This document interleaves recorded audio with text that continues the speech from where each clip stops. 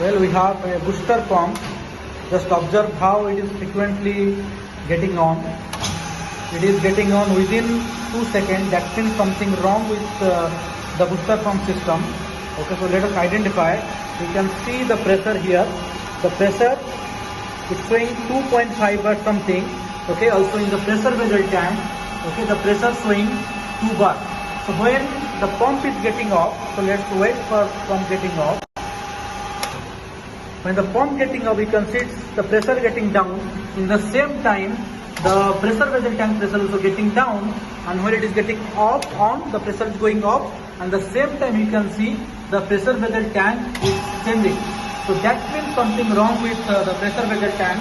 So what's happened here? Let's check the pressure vessel tank bladder by opening the relief valve, or also we can say feeder valve. Okay, so when I am checking this, you can see water coming outside. That means bladder inside the pressure vessel tank got damaged. We need to replace with a new one.